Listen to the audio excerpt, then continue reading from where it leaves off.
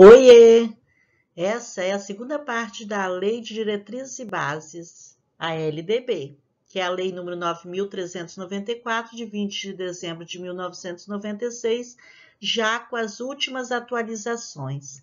Então, vamos lá? Se você já é inscrito, dá um like aí, curta, comente, para ajudar o canal, beleza? Então, vamos lá. Preste bastante atenção que algumas coisinhas precisam ser gravadas com atenção para memorizar mesmo. Então, preste bastante atenção. Nós tínhamos parado no artigo 25 e então ainda tem o parágrafo 9º que fala sobre as formas de violência contra a criança, o adolescente e a mulher serão incluídos nos conteúdos dos direitos humanos. E aí nós temos, foi incluído o parágrafo 9º, a educação alimentar e nutricional será incluída entre os temas transversais de que trata o CAPT. Então, lembrando que a partir de 2018 a educação alimentar e nutricional também foi incluída entre os temas transversais. Já no parágrafo 10, fala sobre os componentes curriculares de caráter obrigatório na Base Nacional Comum Curricular, que dependerá de aprovação do Conselho Nacional de Educação e de homologação pelo Ministro de Estado da Educação.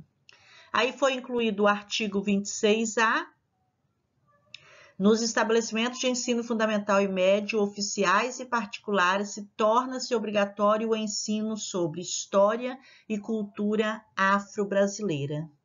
E aí, no artigo 26A, nós temos o parágrafo 1º, que fala sobre o conteúdo programático, que incluirá o estudo da história da África e dos africanos, a luta dos negros no Brasil, a cultura negra brasileira e o negro na formação da sociedade nacional, resgatando a contribuição do povo negro nas áreas social, econômica e política, pertinentes, é claro, à história do Brasil.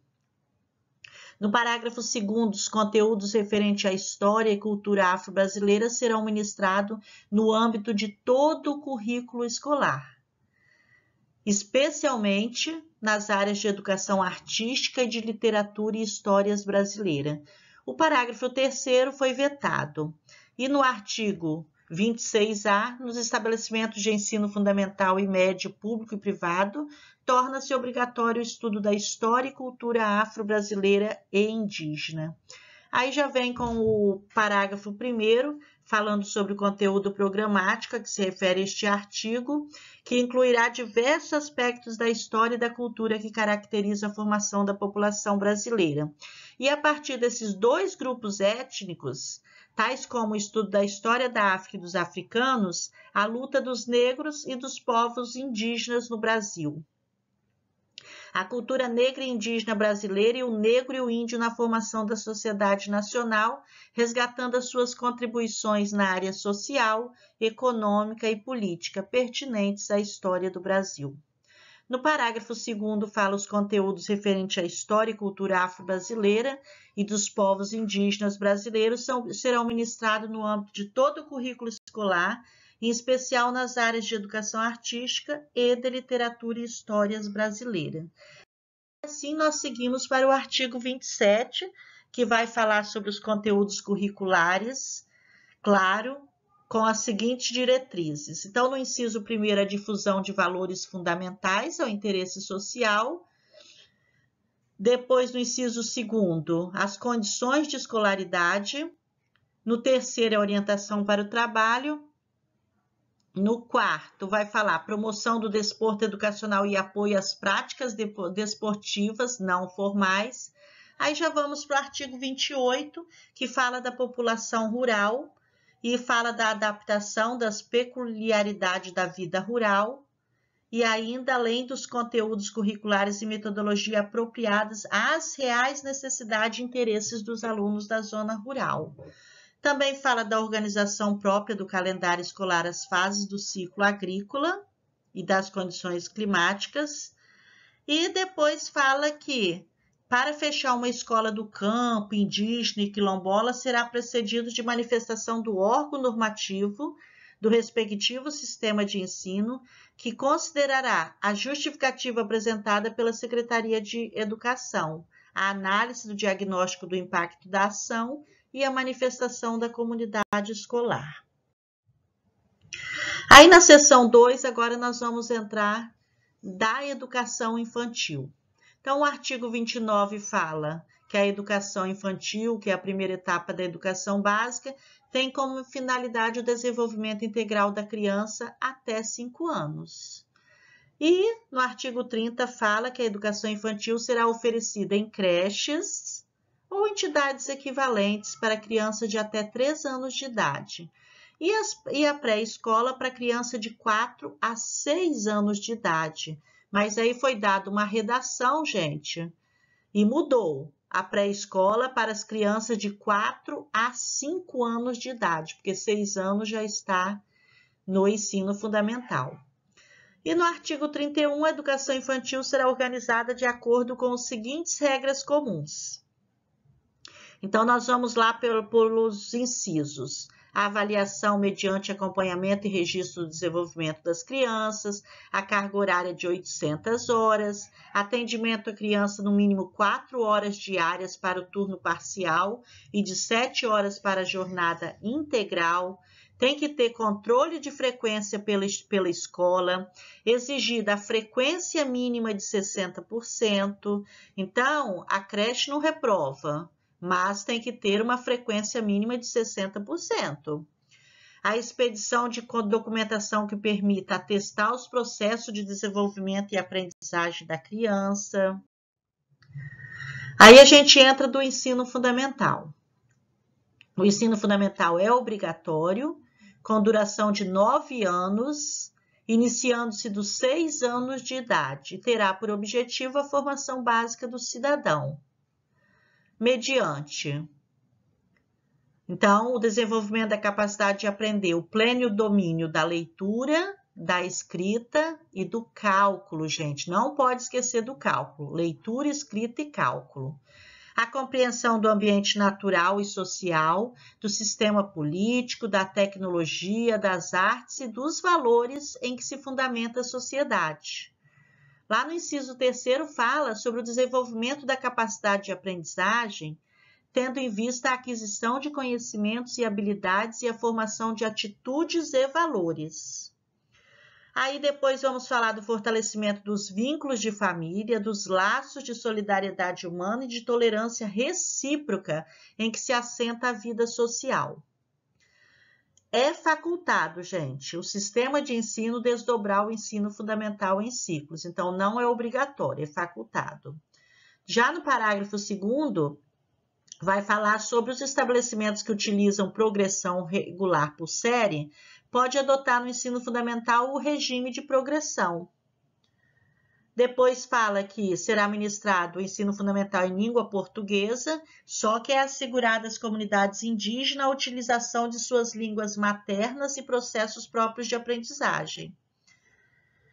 E o ensino fundamental será presencial, gente. Olha bem, no parágrafo 4º fala que o ensino será presencial, sendo o ensino à distância utilizado como complementação da aprendizagem ou em situações emergenciais. No ano de 2020 e 2021, então, o ensino fundamental foi não presencial, claro que era uma situação emergencial por causa da Covid.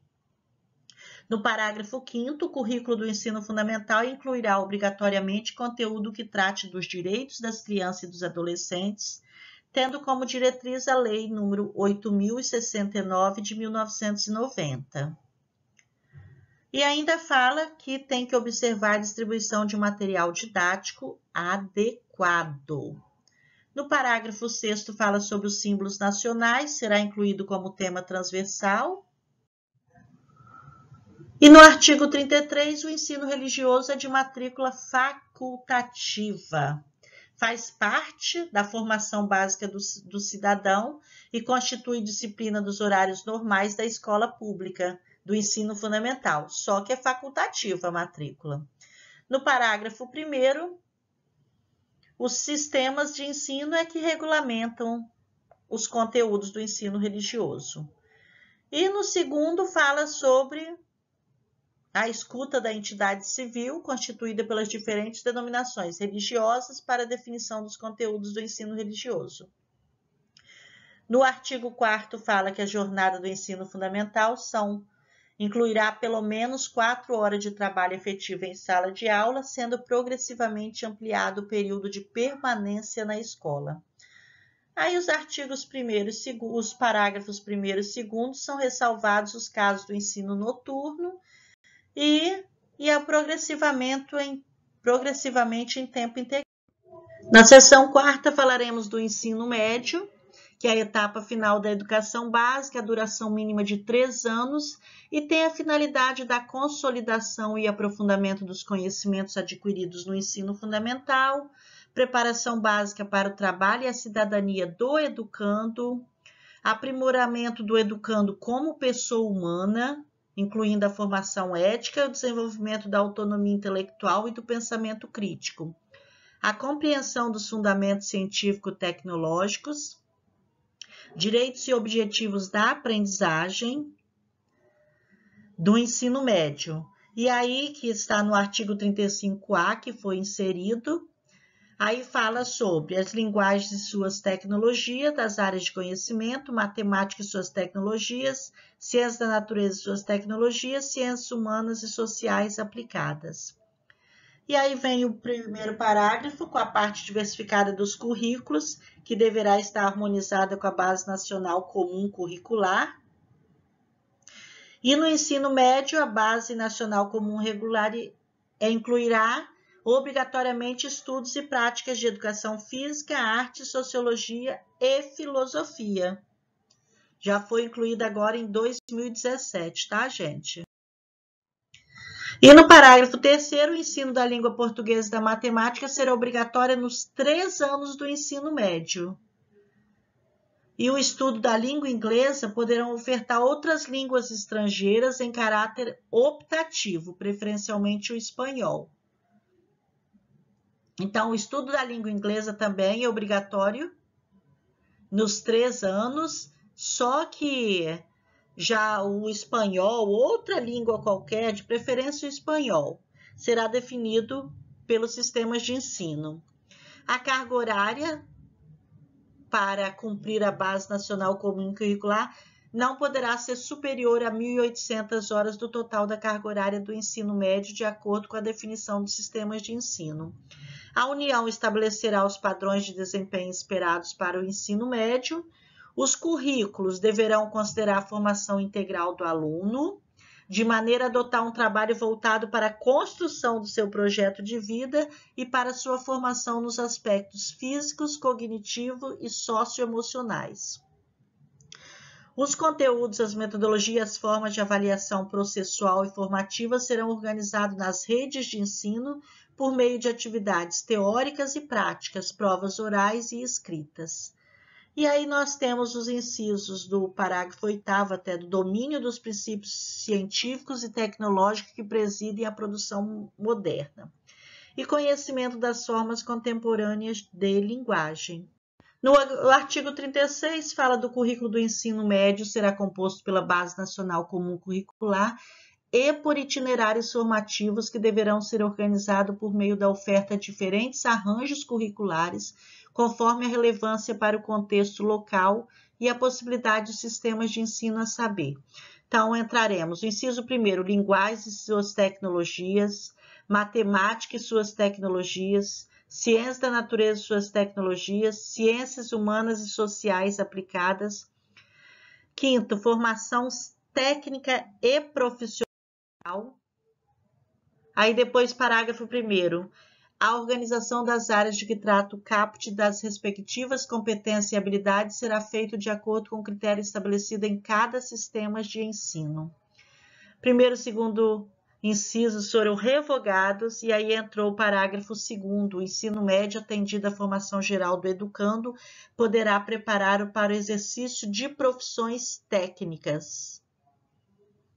e a critério do sistema de ensino poderá ser composto por itinerário formativo integrado, que se traduz na composição de componentes curriculares da Base Nacional Comum Curricular e dos itinerários formativos, considerando os incisos de 1 a 4 do caput.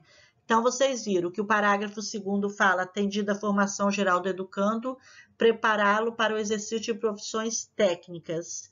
E do parágrafo 3º, a composição com itinerários formativos integrados. E aí a gente vai pela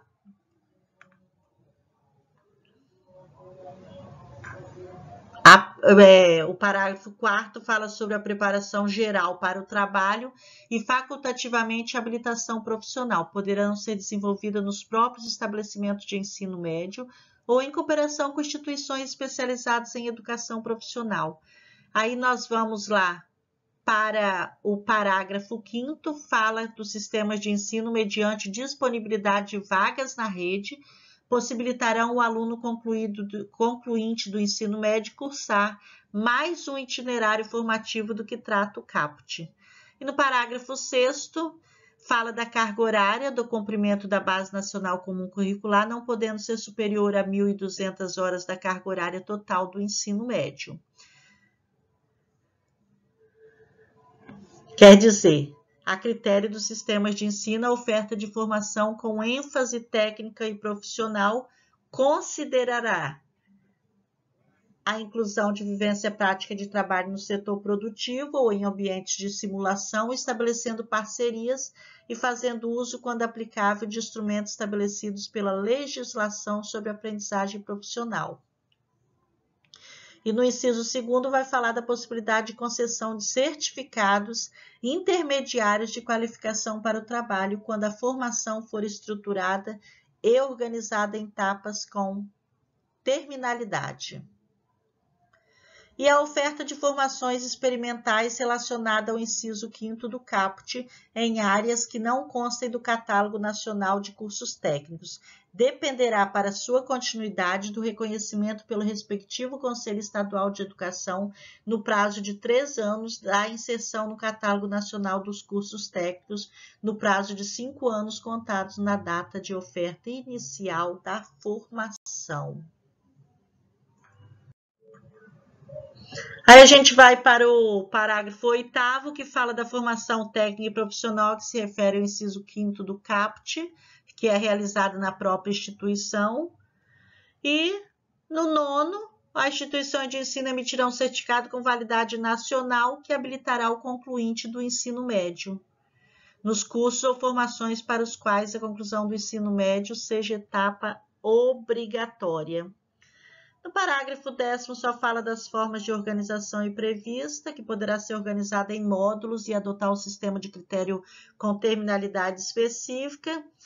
E no parágrafo 11, para efeito de cumprimento das exigências curriculares do ensino médio, os sistemas de ensino poderão reconhecer competências e firmar convênio com instituições de educação. E aí entra o inciso 1º, falando da inclusão de experiência prática de trabalho no setor produtivo. Quer dizer que esse foi só a demonstração da prática que foi incluído em 2017. E aí fala da experiência de trabalho supervisionado no inciso 2º. No inciso 3º, as atividades de educação técnica oferecidas em outras instituições, os cursos oferecidos por centros ou programas ocupacionais, estudos realizados em instituições de ensino nacionais ou estrangeiras, cursos realizados por meio de educação à distância. E as escolas, lá no parágrafo 12, deverão orientar os alunos no processo de escolha das áreas de conhecimento ou de atuação profissional prevista. E ao concluir o ensino médio, as instituições de ensino emitirão um diploma com validade nacional que habilitará o diplomado aos prosseguimentos dos estudos em nível superior e demais cursos. No parágrafo 14, a União, em colaboração com os Estados e Distrito Federal, estabelecerá os padrões de desempenho esperados para o ensino médio. No parágrafo 15, o ensino médio poderá ser organizado em módulos e adotar os sistemas de critério. 16. Os conteúdos cursados durante o ensino médio poderão ser convalidados para o aproveitamento de créditos. Parágrafo 17. Para o efeito de cumprimento de exigências curriculares do ensino médio, o sistema de ensino poderão reconhecer, mediante regulamentação própria, conhecimentos, saberes, habilidades e competência mediante diferentes formas de comprovação como demonstração prática, experiência de trabalho supervisionado, atividade de educação técnica, curso oferecido por centros ou programas ocupacionais, instituições de ensino nacionais ou estrangeira, educação à distância ou educação presencial mediada por tecnologias. E agora a gente vai falar da educação profissional. Não precisamos nos ater, porque a educação profissional integrada às diferentes formas de educação, ao trabalho, à ciência e à tecnologia, conduz ao permanente desenvolvimento de aptidões para a vida produtiva. Aí nós temos, claro, o parágrafo único, o artigo 39, vai para o artigo 42, não é o nosso caso de estudo. Depois, no capítulo 4º, a gente vai falar da educação superior, que não é o nosso caso, porque ela tem a finalidade de estimular a criação cultural e desenvolvimento do espírito científico e do pensamento reflexivo, mas não é o nosso caso. No artigo 57 fala das instituições públicas de educação superior, não é o nosso caso, mas a gente vai para o nosso caso, que é da educação especial. Entende-se por educação especial, aqui no artigo 58, para os efeitos desta lei, a modalidade de educação escolar oferecida preferencialmente na rede regular de ensino para educandos com deficiência, transtornos globais do desenvolvimento e altas habilidades ou superdotação. Haverá, quando necessário, serviços de apoio especializados, diz nos parágrafos. O atendimento educacional será feito em classes, escola ou serviços especializados. E essa oferta de educação especial, nos termos do caput deste artigo, tem início da educação infantil e estende-se ao longo da vida, observados o inciso 3º do artigo 4º e o parágrafo único do artigo 60 desta lei, que nós vamos vir agorinha. E nos artigos 59, os sistemas de ensino assegurarão aos educandos com deficiência, transtornos globais do desenvolvimento e altas habilidades e superdotação. Currículos, métodos, técnicas, recursos educativos e organização específica para atender às suas necessidades. Tem modalidade específica para aqueles que não puderem atingir o nível exigido para a conclusão do ensino fundamental. Inciso 3º, professores com especialização adequada em nível médio ou superior para atendimento especializado. No 4º, fala o trabalho visando a sua efetiva integração na vida em sociedade. Aí já no artigo 59A, que foi incluído agora em 2015, o poder público deverá instituir cadastro nacional de alunos com altas habilidades ou superdotação matriculados na educação básica e na educação superior. A identificação precoce de alunos com altas habilidades ou superdotação, os critérios e procedimento para inclusão no cadastro referido, no caput deste artigo. E aí no artigo 60, que foi citado anteriormente, os órgãos normativos do sistema de ensino estabelecerão critérios de caracterização das instituições privadas sem fins lucrativos especializadas com atuação exclusiva em educação especial. E o parágrafo único, o poder público adotará como alternativa preferencial a ampliação do atendimento aos educandos com deficiência, transtornos globais do desenvolvimento e alta habilidades ou superdotação na própria rede pública regular de ensino, independentemente do apoio às instituições prevista neste artigo.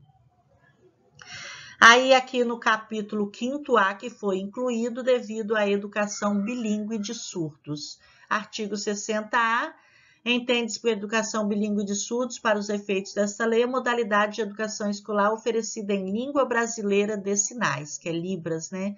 como primeira língua e em português escrito como segunda língua, em escolas bilíngues de surdos, classes bilíngues de surdos, escolas comuns ou em polos de educação bilíngue de surdos para educando surdos, surdos cegos, com deficiência auditiva sinalizante, surdos com altas habilidades ou superdotação ou com outras deficiências associadas, optantes pela modalidade de educação bilíngue de surdos. No parágrafo 1º, haverá, quando necessário, serviço de apoio educacional especializado, como o atendimento educacional especializado bilíngue, para atender às especificidades linguísticas dos estudantes surdos. Foi incluído o ano passado, gente, 2021, tá bom? Tanto o artigo 60A quanto os seus parágrafos. E o artigo 60B também.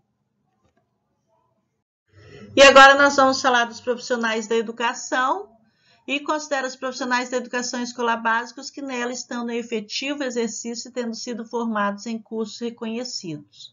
Professores habilitados em nível médio ou superior para docência na educação infantil e no ensino fundamental e médio.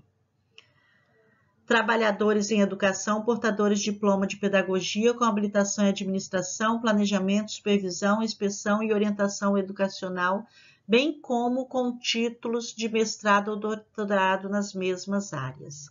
Trabalhadores em educação, portadores de diploma de curso técnico ou superior em área pedagógica. Profissionais com notório saber reconhecido pelos respectivos sistemas de ensino.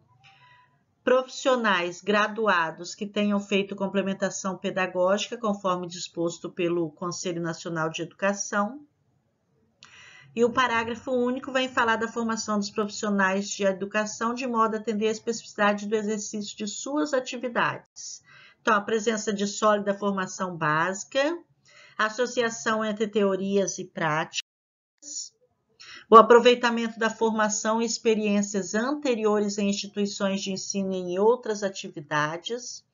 E aí o artigo 62 vai falar da formação de docentes para atuar na educação básica, far-se-á em nível superior, em curso de licenciatura plena, como formação mínima para exercício do magistério na educação infantil e nos 5 primeiros anos do ensino fundamental, oferecida em nível médio na modalidade normal.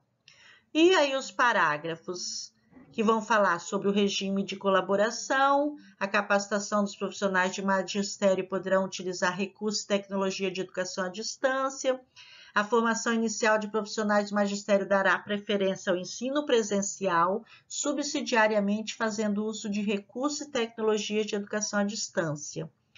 No quarto vai falar sobre os mecanismos facilitadores de acesso e permanência em curso de formação de docentes em nível superior para atuar na educação básica.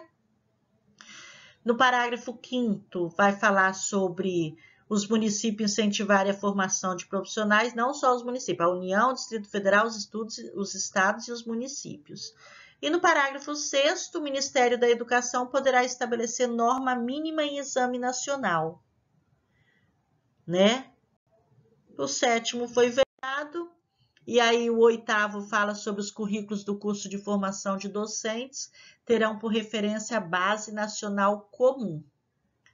Aí foi incluído o artigo 62A, que vai falar sobre a garantia da formação continuada para os profissionais no local de trabalho, instituições de educação básica e superior, incluindo cursos de educação profissional. E no 62B, o acesso de professores à rede pública de educação básica e cursos superiores de pedagogia e licenciatura será efetivado por meio de processo seletivo diferenciado. E terão direito de pleitear os acessos previstos no caput deste artigo os professores da rede pública municipal, estaduais e federal que ingressaram por concurso público, tenham pelo menos 3 anos de exercício da profissão e não sejam portadores de diploma de graduação. No segundo, as instituições de ensino responsáveis pela oferta de curso de pedagogia e outra licenciatura definirão critérios adicionais de seleção. No artigo 3º, no parágrafo 3º, sem prejuízo dos concursos seletivos a serem definidos em regulamento pelas universidades. E o artigo 63, os institutos superiores de educação manterão cursos formadores de profissionais para a educação básica, programas de formação pedagógica para portadores de diploma de educação superior, programas de educação continuada para os profissionais de educação. Aí o artigo 64 fala da formação de profissionais de educação para administração, planejamento, inspeção, supervisão e orientação educacional. Pois o artigo 66 fala da preparação para o exercício do magistério superior que far-se-á em nível de pós-graduação, prioritariamente em programas de mestrado e doutorado. Aí o parágrafo único vai falar que o notório saber reconhecido por universidade com curso de doutorado em áreas afins. O artigo 67 fala do sistema de ensino promoverão a valorização dos profissionais da educação, assegurando-lhes, inclusive, nos termos do Estatuto e dos planos de carreira do magistério público. Ingresso exclusivamente por concurso público de provas e título. Aperfeiçoamento profissional continuado, piso salarial profissional, progressão funcional baseada na titulação, período reservado a estudos, condições adequadas ao trabalho. E o parágrafo primeiro fala da experiência docente é pré-requisito para exercício profissional e a União prestará assistência técnica aos Estados, Distrito Federal e municípios na elaboração de concursos públicos para provimento de cargos dos profissionais da educação. No título 7º fala dos recursos financeiros, que são recursos públicos destinados à educação, os originários de receita de imposto da União, Estado, Distrito Federal e dos municípios, transferências constitucionais e outras transferências, receita do salário educação e de outras contribuições sociais, incentivos fiscais, recursos previstos em lei. A União aplicará anualmente nunca menos de 18% e os Estados, Distrito Federal e os municípios 25% ou o que consta nas respectivas constituições ou leis orgânicas. E aí vai falar de todos esses recursos, né?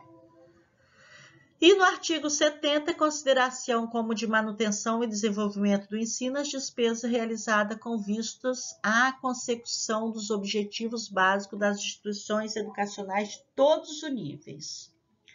Né? Então, vai falar todo no artigo 70, lá no artigo 71 vai falar não constituirão despesa de manutenção e desenvolvimento do ensino aquelas realizadas com pesquisa, quando não vinculadas de instituições de ensino, ou quando efetivada fora dos sistemas de ensino que não vise principalmente ao aprimoramento de sua qualidade ou a sua expansão. Aí vai falar da subvenção, a formação de quadros especiais, dos programas suplementares de alimentação, obras de infraestrutura, pessoal docente e demais trabalhadores da educação. No artigo 72 vai falar que as receitas e despesas com manutenção e desenvolvimento do ensino serão apuradas e publicadas nos balanços do poder público e continua no artigo 73 dos órgãos fiscalizadores. O artigo 74 fala do padrão mínimo de oportunidades educacionais para o ensino fundamental. No 75 fala ação supletiva e redistributiva da União e dos Estados será exercido de modo a corrigir progressivamente as disparidades de acesso e garantir o padrão mínimo de qualidade de ensino.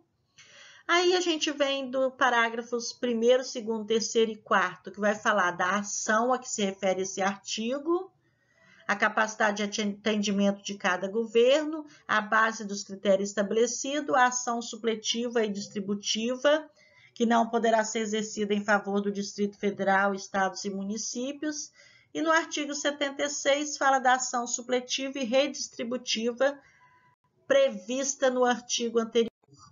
E no artigo 77 fala que os recursos públicos serão destinados às escolas públicas, com certeza, podendo ser dirigidos às escolas comunitárias, confessionais ou filantrópicas que comprovem finalidade não lucrativa, aplique seus excedentes financeiros em educação, assegure a destinação de seu patrimônio a outra escola comunitária, filantrópica ou confessional, presta em conta ao poder público. E o artigo 1º fala sobre os recursos destinados às bolsas de estudo para a educação básica. E a gente chega ao título 8º, que fala das disposições gerais. E os sistemas de ensino da União, com a colaboração das agências federais de fomento à cultura e de assistência aos índios, desenvolverão programas integrados de ensino e pesquisa para oferta de educação escolar, bilíngue e intercultural aos povos indígenas, com os seguintes objetivos: proporcionar aos índios, suas comunidades e povos, a recuperação de suas memórias históricas, o acesso à informação. Aí depois fala também a oferta de educação escolar bilíngue e intercultural aos estudantes surdos, surdo-cego, com deficiência auditiva sinalizante, tudo isso incluído o ano passado, 2021. Proporcionar aos surdos a recuperação de suas memórias históricas, garantir ao surdo o acesso à informação e conhecimentos técnicos e científicos da sociedade nacional. E no artigo 79, a União apoiará técnica e financeiramente os sistemas de ensino no provimento da educação intercultural às comunidades indígenas, desenvolvendo programas integrados de ensino e pesquisa.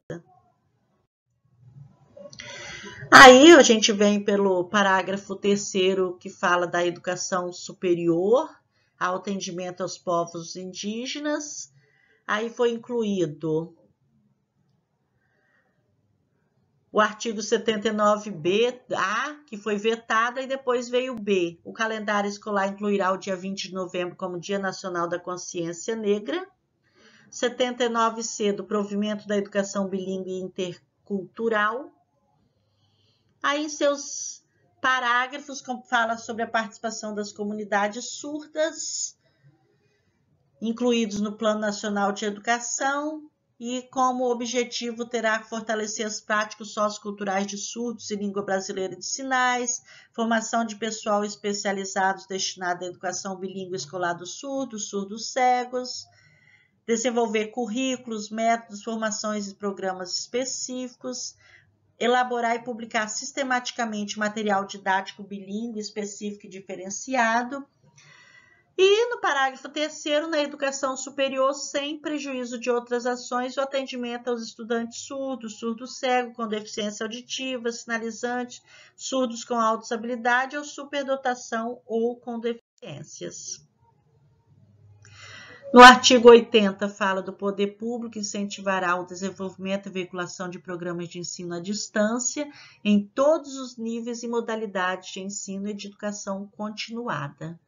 E assim vai se falando nos parágrafos. O artigo 81 fala da organização de cursos ou instituições de ensino experimentais. No 82, fala das normas para a realização dos estágios dos alunos regularmente matriculados no ensino médio ou superior em sua jurisdição. No artigo 82, o sistema de ensino estabeleceu as normas de estágio. O artigo 83, o ensino militar é regulado em lei específica. No artigo 84, os discentes da educação superior poderão ser aproveitados em tarefas de ensino e pesquisa pelas respectivas instituições. Artigo 85, qualquer cidadão habilitado com a titulação própria poderá exigir a abertura de concurso público de provas e títulos para cargo de docente.